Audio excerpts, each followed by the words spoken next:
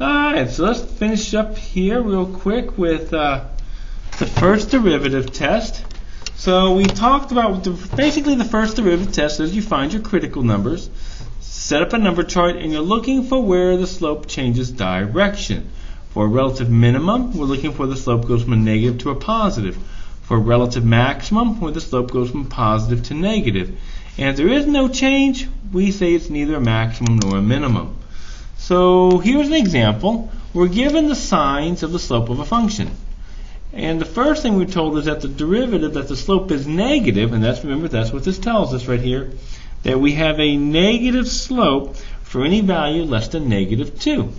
And then we're told that we have a positive slope for any value greater than negative 2 but less than 0. And then the slope again is negative for any value greater than 0. So they're giving us our actual critical numbers without them really saying they're critical numbers. Where does the slope change direction? Negative 2 and 0. So those are our critical numbers. These are where we say that the slopes change direction, where they change signs. And from here I can kind of draw my sign chart. My critical numbers are negative 2 and 0. My derivative is on top. The signs of my derivative, remember, the signs go up on top, and what's happening to my function down below. This is how it's dealing with the function itself.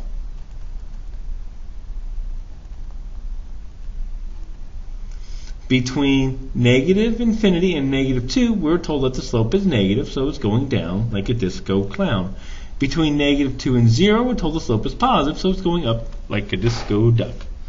And between 0 and infinity, again, it's negative, so it's going down like a disco clown. Now from here, we can actually get an idea of what the shape actually of the function looks like. It goes down, up, and then down again. May not exactly like this because we don't know anything about differentiability at those points. But this does tell us where the function is increasing and decreasing, and that's what we're going to answer below. The first question, so we can tell that the function is increasing, on the domain negative 2 to 0, and that is because the derivative is greater than 0, and we can say the function is decreasing on the domains negative infinity to negative 2 or 0 to infinity, and that is because the derivative is less than 0. We can also use the sign chart to determine max and mins. Where is there a relative minimum? Where is there a relative maximum? And we want to justify. So if we look at the graph here, oh look, at negative 2 the slope goes from negative to positive. This is why I like to draw the arrows versus up and down like this. It's hard to see what's the relative max and min from here. From here I can tell it goes up, it goes down, and then up. So I know at x equals negative 2, there's a relative min, a relative minimum. And that is because, let's write out the reason why, it's a minimum if the slope goes from negative to positive. And that's what we're going to say, because the derivative goes from negative to positive. And the OP is okay writing it that way.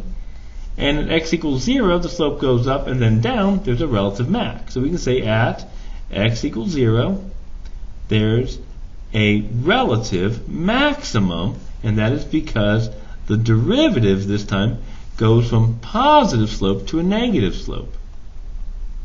Goes positive to negative. So, and that would be our justification. We're going to talk a lot about that in one more example.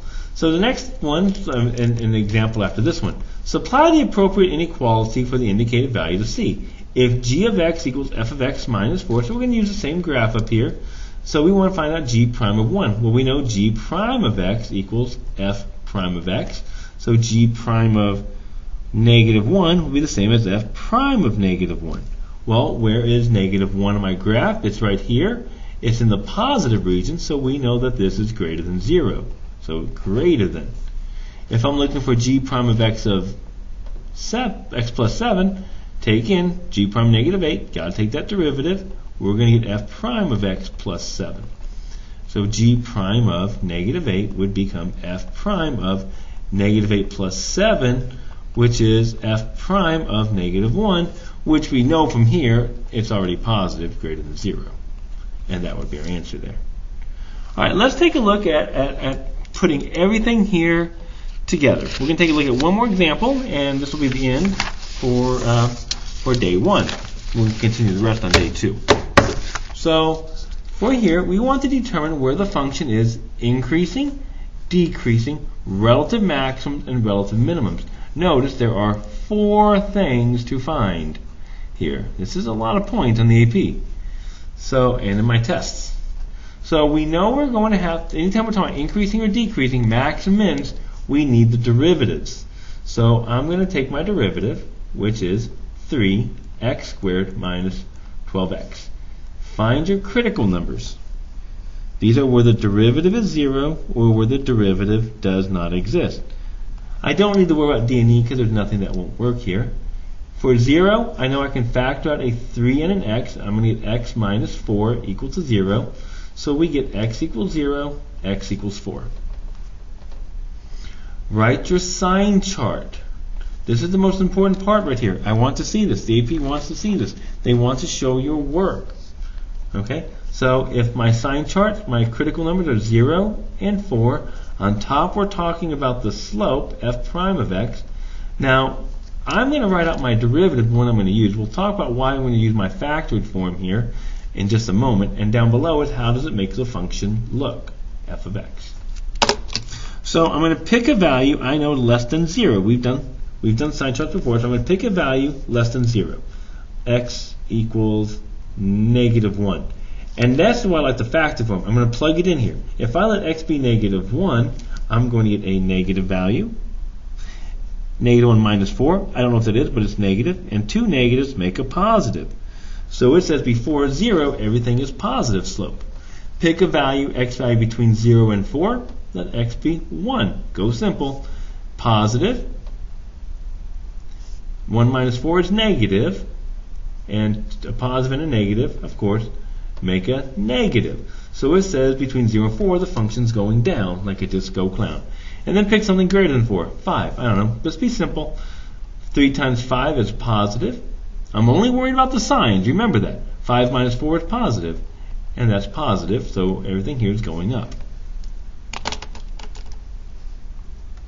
So we're only interested in the signs. Don't worry about the values. We just want if the sign's positive or negative. And now we can answer it. First thing we want to find out is where this increasing. The function's increasing on negative infinity to 0 or 4 to infinity, and that is because the derivative is greater than 0.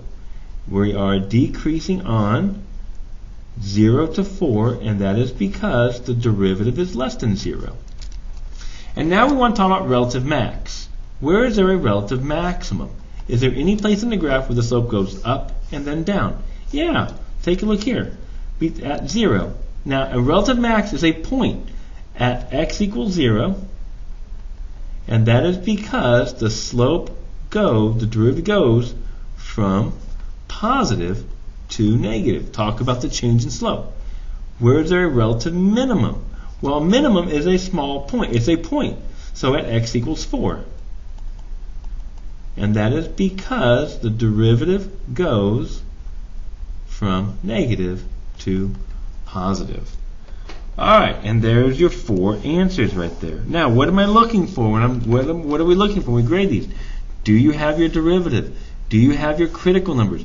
Do you have your sign chart? And do you have your answers? Okay, a lot of points right there. If the sign chart's not here, the sign chart's important because it guarantees your answers. Let's say you got the answers wrong, but they match your sign chart. You can still get all points for this based on the wrong sign chart. You just copied it down wrong, or you just had an arithmetic mistake. You're not going to be punished for your answers if it follows your work.